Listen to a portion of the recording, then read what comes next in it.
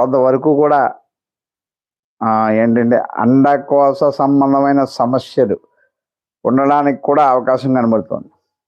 అలాగే మీరు ఏం చేయాలంటే కనుక ఈ సమస్యలు ఉంటే మాత్రం మీరు కంపల్సరీగా ఇంట్లో పాలు పొంగనివ్వద్దు.